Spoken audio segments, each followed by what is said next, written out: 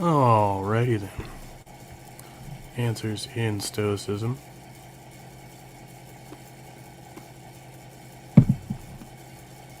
Continuing our quest for knowledge. So, I want to find out a bit more about this guy Seneca and his philosophy. So I went to Stanford Encyclopedia of Philosophy, This article was first published October 17th, 2007, with a substantive revision February 13th, 2024. So, pretty recently updated here.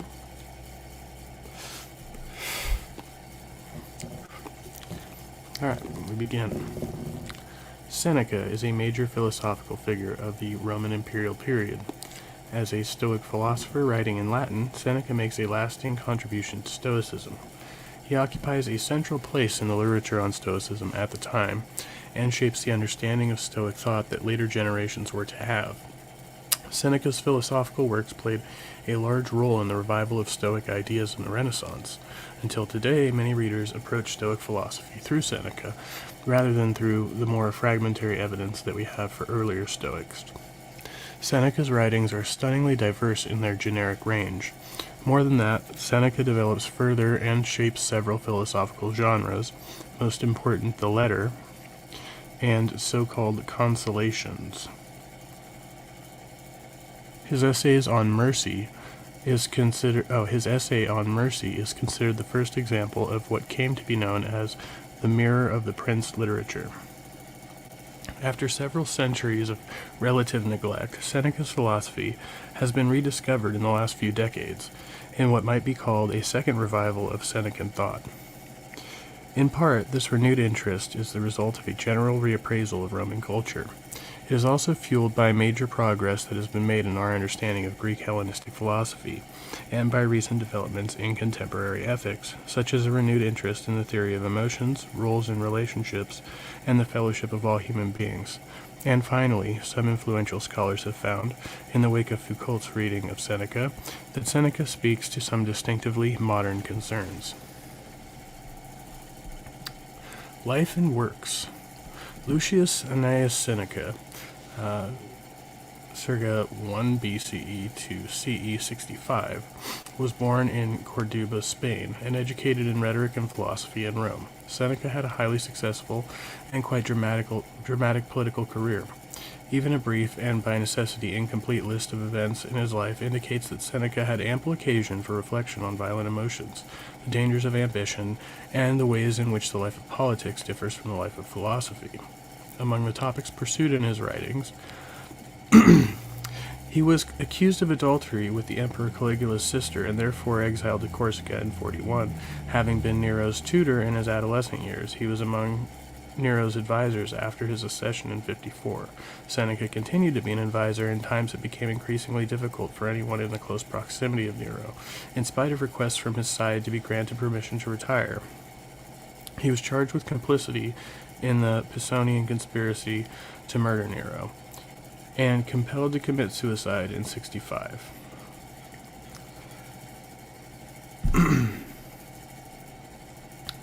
Seneca's philosophical writings have often been interpreted with an eye to his biography. How could his discussions of the healing powers of philosophy not reflect in his own life? However, as personal as Seneca's style often is, his writings are not autobiographical.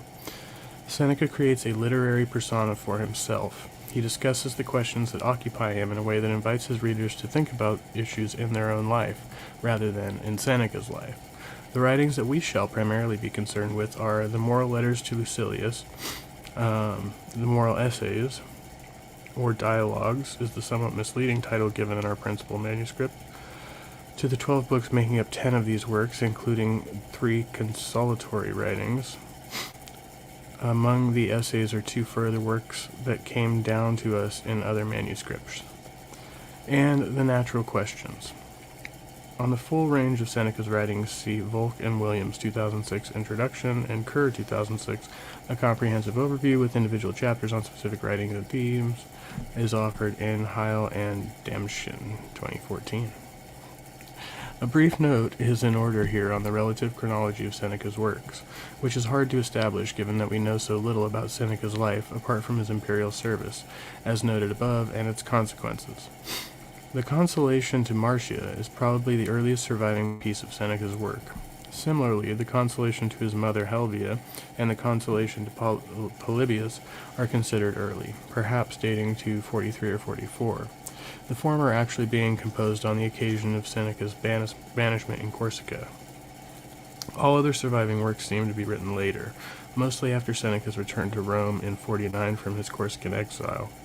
Among the moral essays, the only one we can date with some certainty is On Mercy, an essay in which Seneca directly addresses Nero in the early days of his reign, 55 or 56. The moral letters to Lucilius, as well as the natural questions, are the product of the last years of Seneca's life. The brief period from 62 to 65 that Seneca spent in retirement before following Nero's order to commit suicide. On the dating of Seneca's writings, see the introductions in Cooper, Procope, 1995, and Griffin, 1992. In the imperial period, Stoicism had significant influence on Roman literature, and Seneca's tragedies are of particular interest here. In Seneca's case, we do not see a poet appropriating or integrating Stoic ideas, but actually a Stoic philosopher writing poetry himself. The precise way in which Seneca's Stoicism is relevant to his tragedies is controversial. Traditionally, scholars debated whether and why a philosopher like Seneca would write poetry at all. To some, this seems so unlikely that prior to Erasmus, it was thought that there were two Senecas, the philosopher and the tragedian. Today it is widely assumed that some of the themes in Seneca's tragedies are at least related to his philosophical views. Seneca's interest in ethics and psychology, first and foremost perhaps the destructive effects of excessive emotions, seems to figure in his plays, and perhaps his natural philosophy plays an equally important role. In this article, we do not consider his tragedies, but writings. See,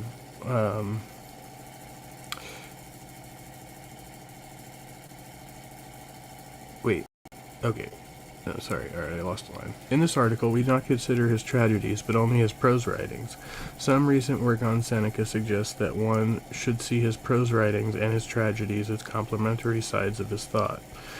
The tragedies are arguably darker than the prose writings, and topics on which Seneca seems to have a consoling philosophical view are explored in rather less consoling ways. For example, death is seen as a liberation in Seneca's philosophical writings. But in the tragedies, death can appear as a transition to even greater sufferings, or equally bad, the dead seem to demand ever new deaths, to provide them with fresh companions in the underworld.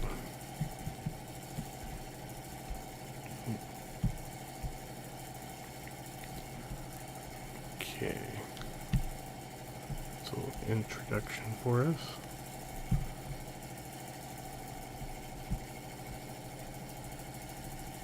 Happy Sunday. Alright, Seneca's Stoicism. Philosophy as a practice. Readers who approach Seneca as students of ancient philosophy, having acquired a certain idea of what philosophy is by studying Plato, Aristotle, or Chrysippus, often feel at a loss. To them, Seneca's writings can appear lengthy and merely admonitory. Partly this reaction may reflect prejudices of our training. The remnants of Hegelian and Nietzschean and Heideggerian narrative for philosophy are deeply ingrained in influential works of scholarship. On this account, the history of ancient philosophy is a history of decline. The Roman thinkers are mediocre imitators of their Greek predecessors, and so on. Such prejudices are hard to shake off. For many centuries, watered-down versions of them have shaped the way students learn Latin and Greek. In recent years, however, many scholars have come to adopt a different view. They find in Seneca a subtle author who speaks very directly to modern concerns of shaping ourselves and our lives. Seneca does not write as a philosopher who creates or expounds a philosophical theory from the ground up. Rather, he writes within the track of an existing system that he is largely in agreement with. A reconstruction of Seneca's philosophy, if it aimed at some kind of completeness, would have to be many-layered. At several points, it would have to include accounts of earlier Stoic philosophy, and discuss which aspects of these earlier theories become more or less prominent in Seneca's thought. At times, Seneca's own contribution consists in developing further a Stoic theory and adding detail to it. At other times, Seneca dismisses certain technicalities and emphasizes the therapeutic, practical side of philosophy. Seneca thinks of himself as the adherent of a philosophical system, Stoicism, and speaks in the first person plural, we, in order to refer to the Stoics. Rather than call Seneca an orthodox Stoic, however, we might want to say that he writes within the Stoic system. Seneca emphasizes his independence as a thinker. He holds Stoic views, but he does not see himself as anyone's disciple or chronicler. On the Private Life, he says, "Surely you can only want me to be like my leaders.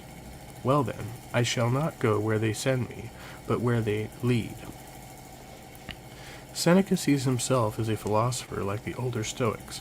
He feels free, however, to disagree with the earlier Stoics, and is not concerned with keeping Stoicism pure from non-Stoic ideas. Seneca integrates ideas from other philosophies, if these seem helpful to him.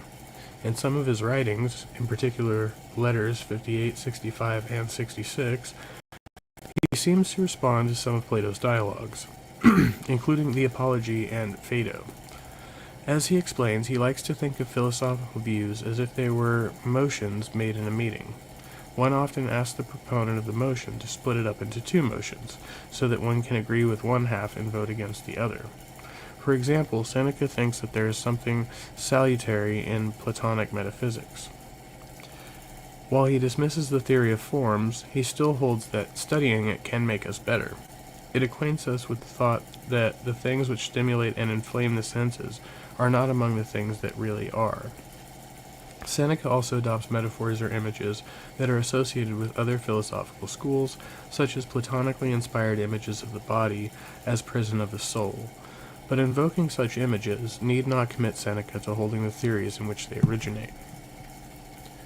Another side of Seneca's independence has been emphasized by Inwood. Seneca, educated by Roman philosophers, is genuinely thinking in Latin.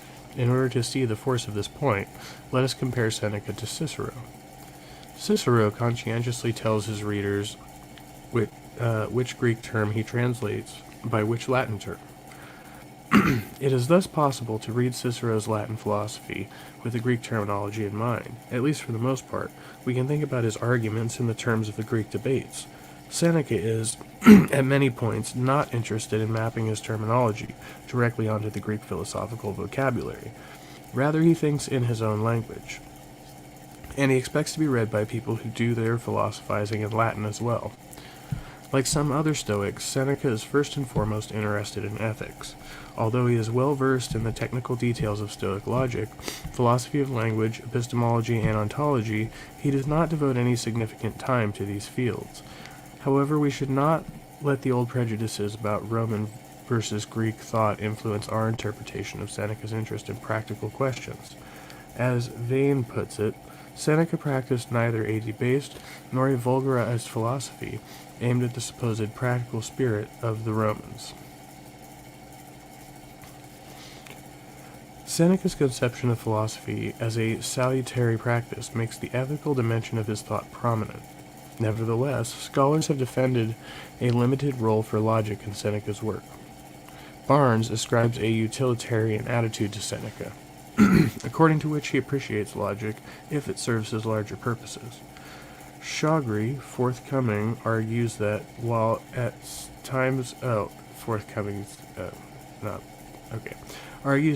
at times Seneca seems to dismiss logic, letter 87 takes a position on its value that resonates with Chrysippus ideas.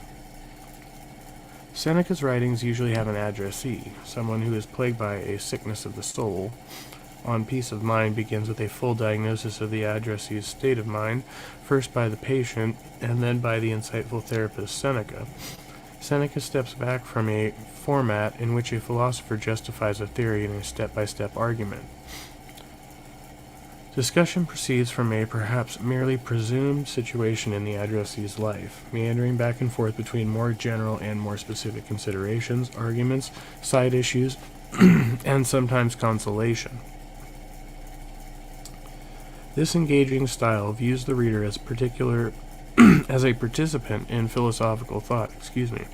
Seneca thinks that in order to benefit from philosophy, one cannot passively adopt insights.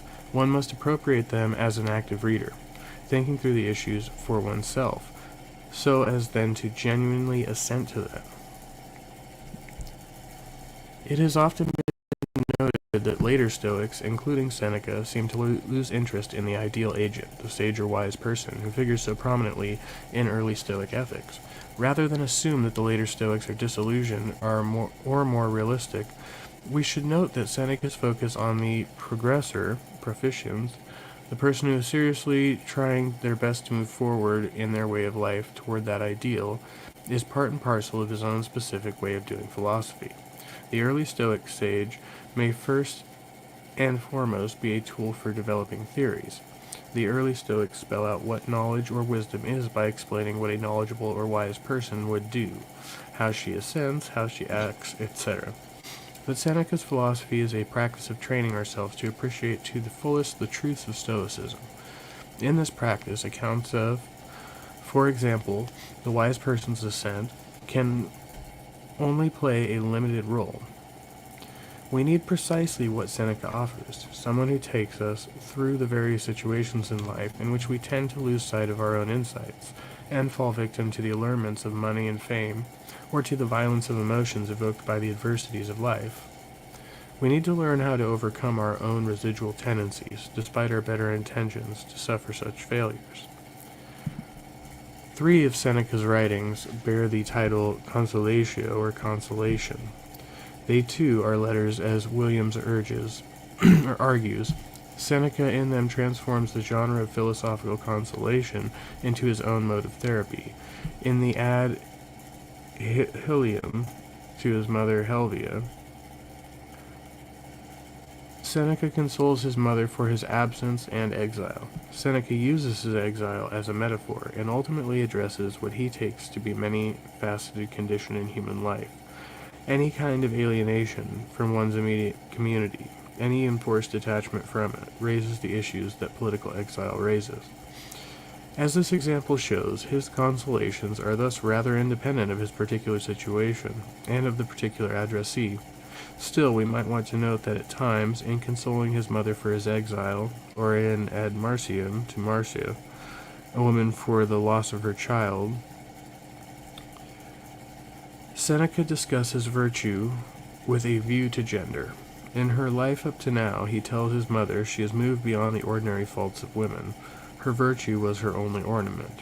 In accordance with this, she should now try not to fall into grief in the way that women tend to, excessively. By holding on to virtue, it seems, his mother can transcend what Seneca considers typical, yet merely contingent features of female life.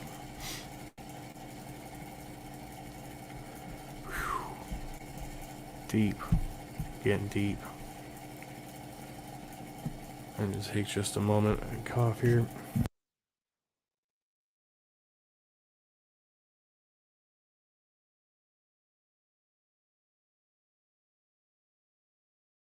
And light another cigarette, of course. Why not? It's the same one I was smoking earlier, it just went out. Alright. The world of philosophy. Seneca's cosmopolitanism. Seneca tells us that there's a much debated choice between 3 kinds of life: the life of theory, the life of politics or practice, and the life of pleasure. This is not a Stoic distinction. Rather, it is, by Seneca's time, a conventional division, going back, on the one hand, to Aristotle's discussion of the life of theoria, contemplation, as compared to the life of politics, and on the other hand to Plato's and Aristotle's engagement with prominent views about the good. The good is pleasure, the good is honor, the good is wisdom. Seneca is not committed to the view that the life of theory is a different life from the life of practice, but the Aristotelian way of framing the question helps him describe choices which he and some of his addressees face in life, whether to retire from an active role in politics or to single-mindedly pursue one's political career. For a discussion of traditional interpretations, which James explains. Okay, good. Sorry, if I read this. Anyway. In On the Private Life and in On Peace of Mind, Seneca addresses this very question of how to choose between the active life of politics and a life devoted to philosophy. The choice is, for Seneca, partly about the right kind of balance. How much do we need to retreat in order to be at peace with ourselves? Scholars have noted that there can seem to be a tension between Seneca's commitment to philosophy as self-improvement and passages where he pursues abstract investigations. Both philosophy and politics are spheres in which we can benefit others. The contrast between the life of theory and the life of politics helps Seneca spell out his version of Stoic cosmopolitanism. We should not think of the choice between philosophy and politics as a choice between theory and practice. Rather, philosophy and politics represent two worlds that we simultaneously belong to. The world of politics is our local world. The world of philosophy is the whole world. By pursuing an active career in politics, we can aim to do good to the people in our vicinity. By retreating into philosophy, we choose to live, for a while, predominantly in the world at large. By studying, teaching, and writing philosophy, Seneca thinks we help others who are not necessarily spatially close to us. Philosophical study is beneficial, or of benefit. It is of use to others in the worldwide community to which we all belong.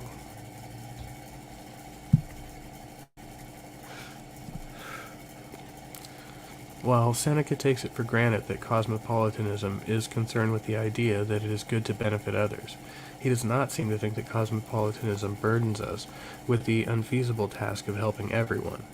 Rather, cosmopolitanism liberates us. As things may play out in our individual lives, we may be in a better position to benefit others as philosophers than as Roman senators, and since both are good things to do, we can in fact be content with our lives either way. Cosmopolitanism creates a beneficial form of life that a narrower political picture may not accommodate. Not only those who happen to be appreciated in their own states can benefit others. On the Private Life, Seneca says, "What is required, you see, of any man, is that he should be of use to other men, if possible to many, failing that, to a few, failing that, to those nearest him, failing that, to himself."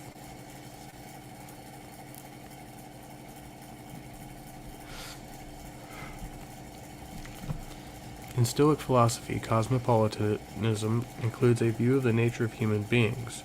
Human beings are, by virtue of the kind of beings they are, connected. Seneca at times explores fellowship among human beings in terms of family relationships. The family, in a conventional sense, is a place of ethical learning. Beyond this, there is an idealized and broader familial relation among people, and Seneca is open to the idea that one chooses one's intellectual ancestors independent of biological relationship. The Stoics see human beings as parts of a whole, namely as parts of the cosmos. Seneca lays out his version of this idea. On the Benefits, a treatise concerned with the beneficiary as a social practice, but also more literally with beneficiary understood as doing good, Seneca asks in which ways God benefits human beings. His answer aims to explain why. Though we do not have the natural weapons of other animals have, and are in many ways weaker than they are, human beings have the kind of standing in the world he takes them to have, the standing of masters. God has granted two things that make this vulnerable creature strongest of all: reason and fellowship.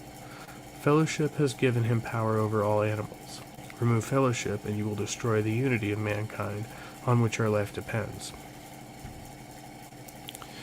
Seneca's focus on fellowship is in line with earlier Stoic thought about affiliation between human beings, as well as with the Stoic view that the cosmos is a large animal with us as some of its parts.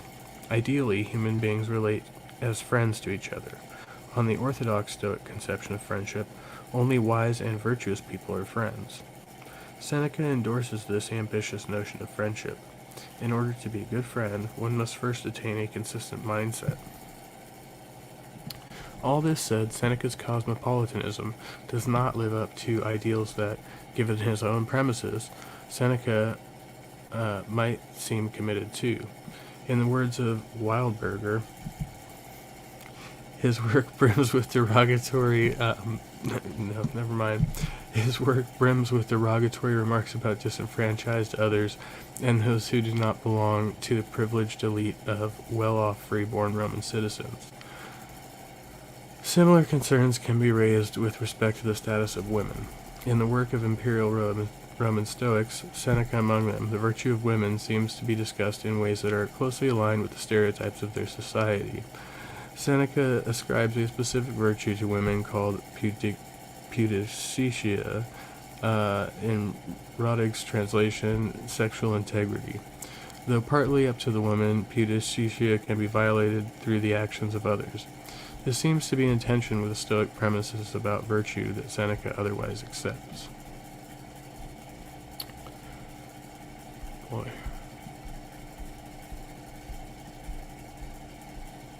This one's pretty deep. I didn't realize how long this was going to be.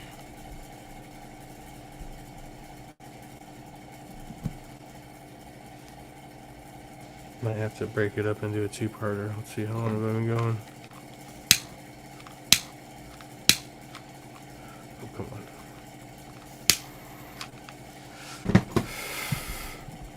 Sorry. Sandy. Gotta love it when a man explains how to be a woman.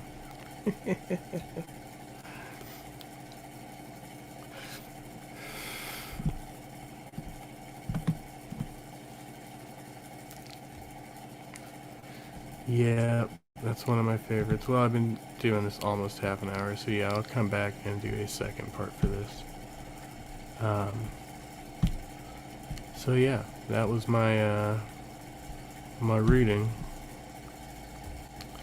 for right now. I've been up for, well, let's just say I was working at 3 o'clock this morning, and it's now after 3 in the afternoon, so I'm going to take a nap and maybe do something later over at the other channel or something. We have not done the Stoic chat, so it looks like we skipped a week. Sorry about that. Entirely my fault. A bunch of shit came up and all that.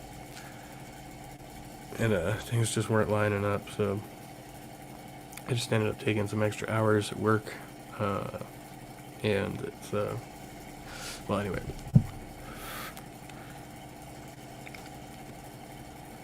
Practicing in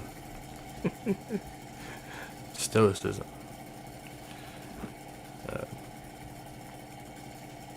So yeah, that's just the way things is right now. I got this hotspot here, I think, for a few more days, and got a few streaming hours, so try to burn up some of them. And no other announcements. There'll be a part 2 for this one, so we can finish this Philosophy of Seneca here, hopefully, on the next one. It was a pretty lengthy piece. It was a lot longer than I expected it to be, but that's okay. Some good studying in.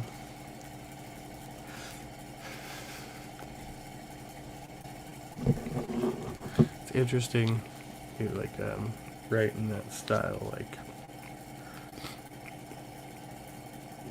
where it's like in the form of a letter, but it's like fictional characters or whatever. It's interesting. Yeah, I also like the way that Socrates was done, right? Very creative. I'll have to think up something interesting like that. Alright, much love. Be well. Stay trusty.